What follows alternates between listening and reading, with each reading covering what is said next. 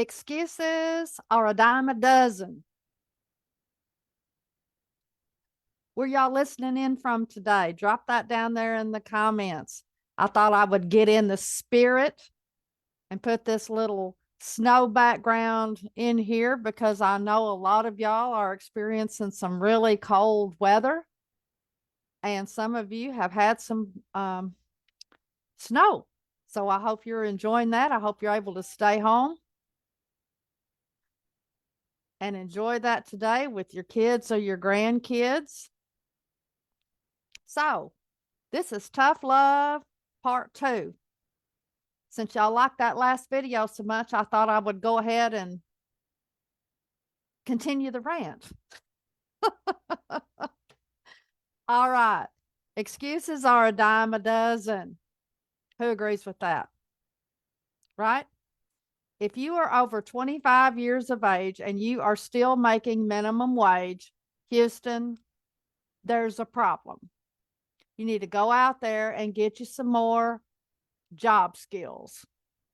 A minimum wage job is supposed to be an entry-level job for like teens during high school, maybe during your college years where you're trying to get established.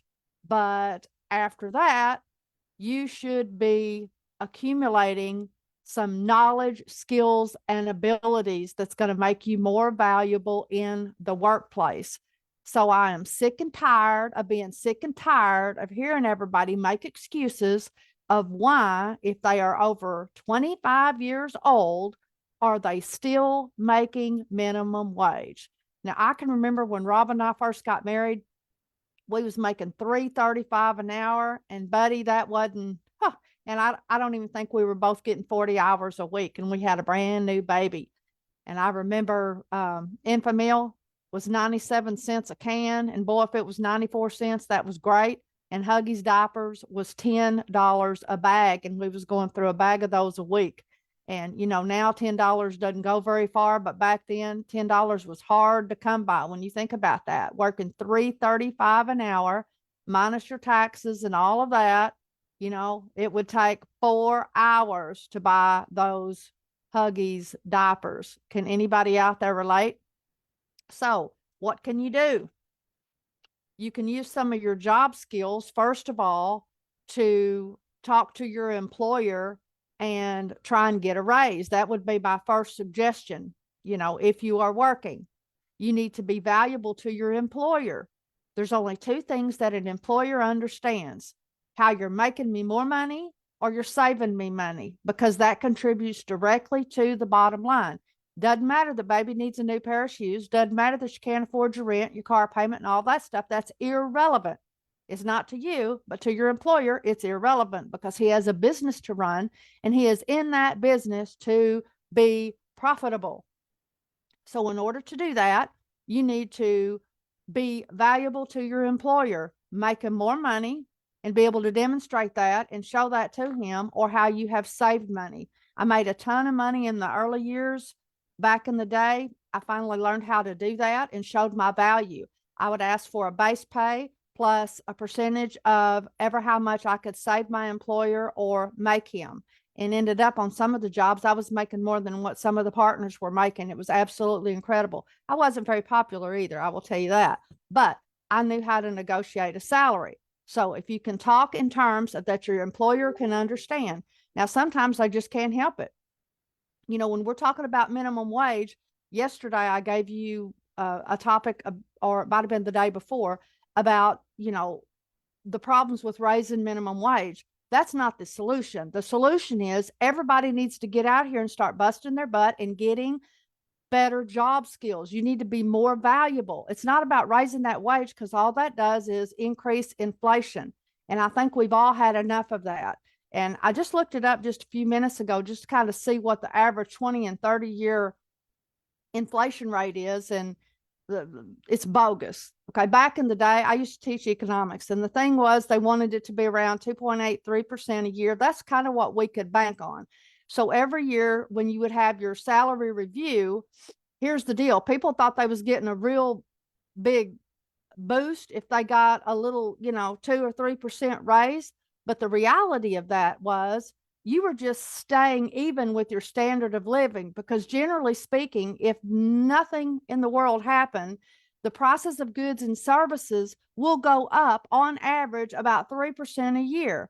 So if you don't get at least 3% a year, depending on the economy, obviously right now it's way worse, but if you don't get 3% or more a year raise, you can't even stay up with what you were able to afford last year. So to truly get a raise, you need to get more than that. So you need to start thinking smart about what it is that you're doing when you're going in and negotiating your salaries with these employers. But let me tell you one thing, don't go in there right now unless you have some really good ammunition, because times are tough for a lot of employers. But this is you, Inc. This is your economy that you need to be negotiating for. So if you've already had your annual review, you need to start right now keeping track of all of the things that you're doing to make your employer more profitable. And that is what? Two things: make more money and save more money. A lot of people think that their job is not tied directly to the bottom line if they're not in sales. For example, let's just say if you're a receptionist or an office manager or something like that, folks, you are the heartbeat of that company. That is a very, very valuable job, and that requires a variety of different job skills, which is very people need that in the marketplace. So you're wanted, your skill sets are needed in other areas. So you don't have to, just because you might have only been in one industry your whole life, those are transferable. That's what I was looking for. Those are transferable to any other job. If you're a stay-at-home mom, the same thing. So number one, start looking at your job skills, and that is skills, knowledge, abilities that you have, your education background. And this is another thing that folks get wrong.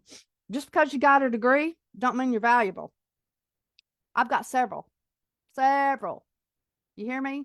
Hundreds and hundreds and hundreds of hours that I put in. I have a library. You've probably seen my picture. That's my library. That's only one side of my library. I have filled my brain with knowledge over the years and continue to do so. I continuously buy audio programs, attend webinars, listen to podcasts, seminars. So I'm constantly filling my brain with knowledge to stay on the latest, greatest on what's going on out there in the world. So if you're not doing that, I want to encourage you to do that. YouTube is great. You can learn a whole lot of things, get some really great job skills doing that for free, or some of the platforms and programs that you can available are very inexpensive. So you need to make sure that you are getting your job skills, your experience at other jobs. Also, you need to take note of that. So that's the first thing. Again, work on your skill sets. The next thing is get a side hustle. If you are in debt and you're having trouble making ends meet and all of that stuff, which a lot of people are, you might look like you're rich on the outside. You've got a nice house, you've got several cars, you got a boat, all of these different toys, all of these things. But it amazes me that folks are paying as much for their vehicle payments, and they've got 2, 3, 4 of them sitting out in their driveway, and they're struggling when they have an emergency for $1,000 because they don't have an emergency fund. You are overextended, whether you want to agree with me or not. You're overextended financially. If something happened to one of your jobs, you or your spouses, you would be in trouble in 30 days or less. So in 2024, I implore you to start working on getting yourself out of debt. And a lot of people say there's good debt and bad debt. Right now, with the economy the way it is, it's all bad debt unless you are using it to purchase an asset that is appreciating in value and it does not cause you financial stress. I'm telling you, it's all bad debt. That vehicle, the second that you pull it off the showroom floor, it depreciates. It depreciates. That boat is a money pit. I live down here at the beach. I love it, but you can run the numbers. You can do whatever you want to. They're money pits, and it's not an investment. You're doing it because you just want to do it. Okay. It's not a good investment. Ladies, the jewelry, all of those gifts and things that you think that your spouse should go out and buy and put on credit, that's dumb debt. That's dumb debt. Those purses, those shoes, You know, those bags that y'all are spending $500 for, and you don't even have an emergency fund, or you don't even have a retirement account set up, or you're living paycheck to paycheck. Let me tell you about a story this week that I saw in one of my groups. This woman lives in a beautiful, beautiful home. And I'm not trying to be judgmental. I'm trying to give you some tough love, like I talked about, to get you to see what's going on so that you can stop in your tracks and start taking better care of yourself financially. But this woman, she lived in a beautiful home. I'm talking a beautiful home. And she was trying to get it ready to sell, and she needed some repairs, and she did not have money to do the repairs. So she was trying to sell everything but the kitchen sink. And one of the things that I noticed was she had a huge, it was like a space big enough for a boutique store that was absolutely filled with clothes that still had tags on them, name brand clothes. Y'all, she had a shopping problem. Women, do you have an online shopping problem? Men, one of the things that I see when I'm looking online and when I'm talking to folks is like sneakers. How many pairs of sneakers do you need? I know there's some of y'all out there that have like 25, 50 pairs of sneakers. Really?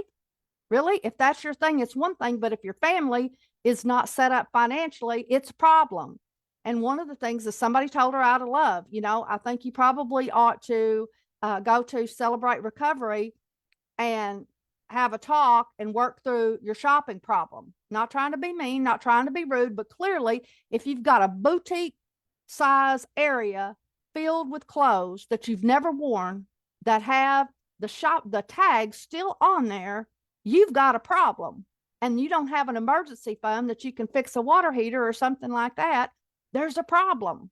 Okay, so those kind of things you need to take care of. Get rid of them, declutter, downsize, whatever you need to do, and try and see where the holes are in your budget. One of the biggest ones that folks, when I'm working with you, what you discover is you have no clue how much you're spending on eating out and convenience foods because you're using your debit card. One of the things that Dave Ramsey talks about is we use the envelope system where we carry cash. That way you can physically see it as it's being depleted, and you don't you don't pay too much attention to it when you're swiping that debit card. In fact, the statistics show that you spend more when you're swiping that plastic than you do when you're spending cash. There's something about holding that cash in your hands and letting it go that does something psychologically. So I'm going to challenge you for the next 30 days to take charge and keep all the receipts and tabulate all the amount of money that you are spending on eating out, your lattes, your coffees, your convenience store purchases when you're buying your gas or walk into the gas station, what you're spending there, and eating out with your friends, and your lunch tabs, because these seem to be the biggest ones that people are absolutely clueless that they're spending sometimes thousands of dollars a month just on eating out. I know you're tired. I know you're worn out. You get home, the last thing you want to do is cook. But folks, you are way spending over your budget on eating out at convenience stores and eating out at restaurants just because you can. So there's that rant. The next one is I'm going to be talking to all of the people who are wanting to get married or are married. And I'm going to look at you square in the face, and I'm going to say this. Come up here a little bit closer, a little bit closer. Your spouse is not your retirement account. Did you hear me? Your spouse is not your retirement account. Anything can happen. You can get a divorce. One of you can become disabled. There's a ton of things that can happen to you. So I don't care if you are a man or a woman.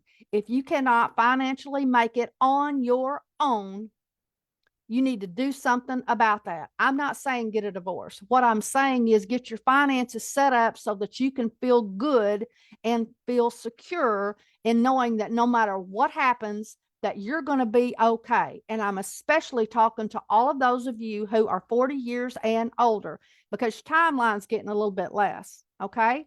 So you need to get your butt in gear. And like I said, I'm talking to women and men. A lot of times, especially women, I see this with women more than I do men. Men do it for a different reason, but you're real quick to move in with somebody right away. And the truth is, it's because you can't afford to be on your own. can't afford to be on your own. So you're looking for a roommate situation with fringe benefits. And that is dangerous on a bunch of different levels that I'm not going to go into right now. So, ladies and gentlemen, start working on your finances individually as well as collectively so that no matter what happens, you're going to be okay financially. Now, one of the things that I try to encourage folks to do, especially when they're getting on this track, is, and you're going to think that I'm crazy, but yes, it's possible. It's possible because people are doing it every single day. You need to get all of your expenses down to where it's only 1/2 of one of your incomes. That means that you have 3/4 of your income available to invest and get yourself on track financially. I'm not saying live like you're destitute or in poverty, but what I am saying is, like Dave says, you need to get gazelle intense about getting your financial house in order. You need to get your emergency fund set up because emergencies are going to happen. You need to get all of these accounts set up so that you are putting your money to work. You're putting your money to work so hard for you that one day your money's going to be working so hard for you that you no longer have to work hard for your money. And that is called passive income. And the only way that you can do that is to get your butt out of debt. I'm telling you, y'all have, your spouse, you might have 1 or 2 vehicles yourself. Your spouse might have 1 or 2 vehicles. Then you got your toys. Then you got your kids' cars. And you got a retirement account right there just in car payments, y'all. Did you know that you can start out with a little beater, like a little hoopty vehicle? In just a couple of years, you can work yourself up where you've got equity in a vehicle that is paid for, that is nice and wonderful. I talk to so many people think that it is impossible for you to live without a car payment. I'm here to tell you it is possible. If you don't believe me, go on and listen to some of the Dave Ramsey baby steppers who have done it. It's very simple. You start out, it's embarrassing. You start out with a little small hoopty that's paid for, a couple of $1,000 vehicle. But what you do is you save the same amount of money that would use in a car payment, put that aside until you have enough where you sell the hoopty, you put a little bit more money together to get a better one. Then you do that again, buy a new one. Not a new one, but a better one. And you keep going until all of a sudden you've worked yourself up to a nice vehicle.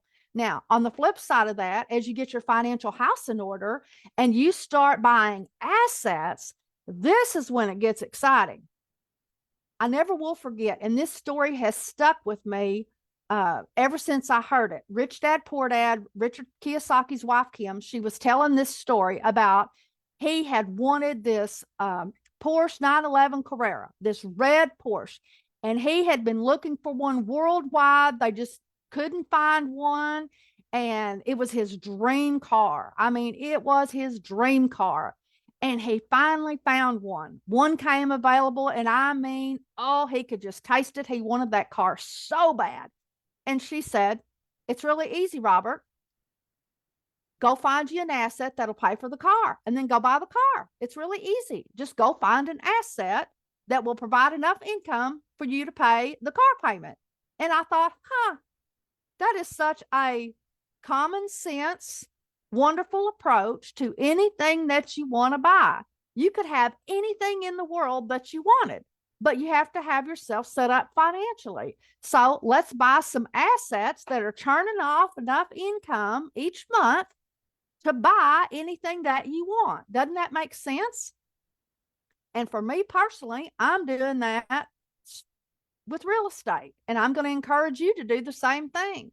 So there are some topics about getting out of debt, that type of thing. Let's see. What else do I want to cover?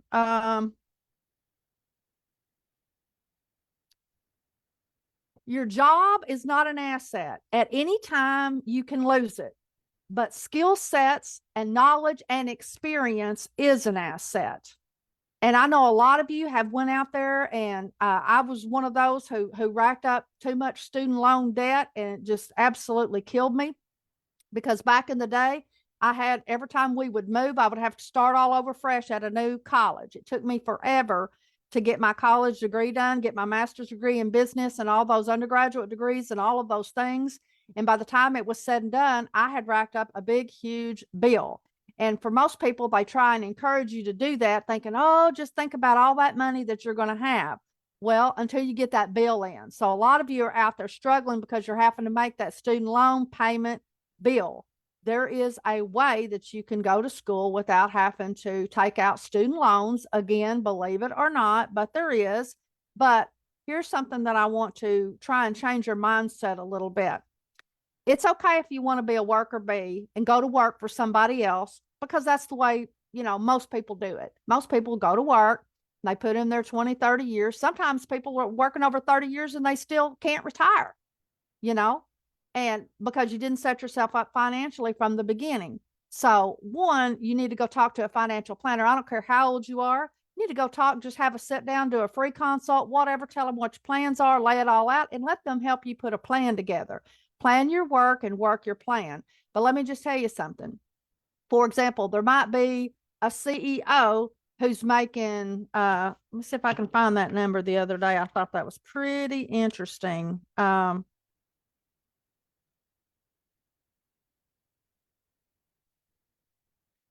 He was talking about, all right,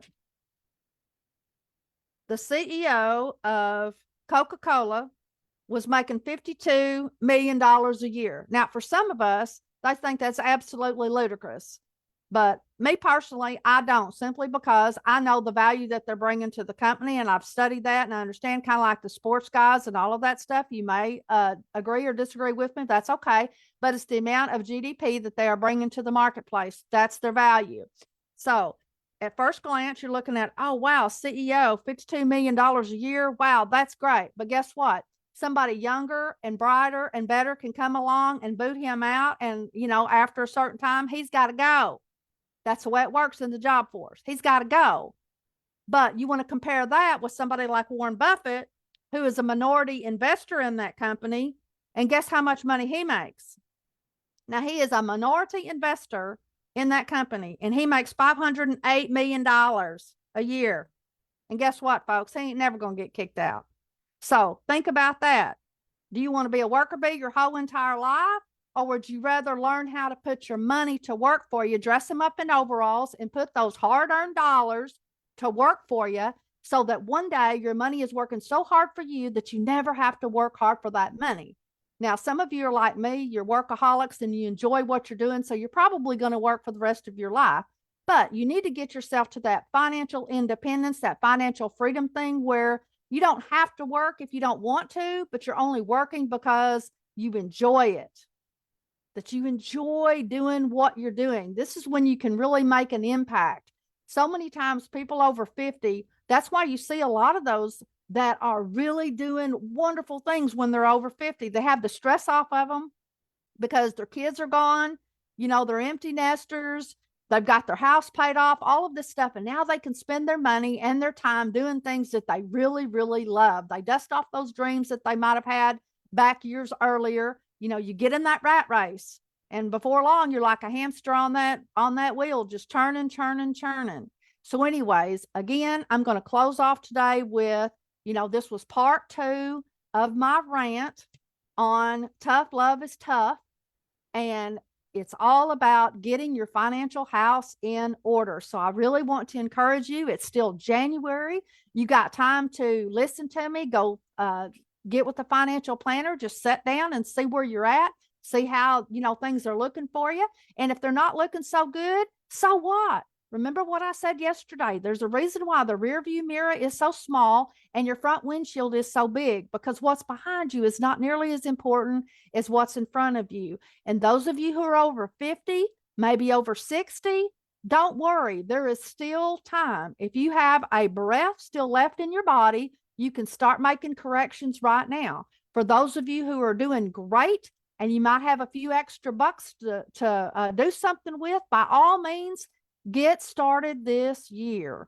All right. This is Nancy Gaskins, sowing seeds of financial hope and entrepreneurial opportunity in communities around the globe. Hope y'all are enjoying your weather wherever you are in the world.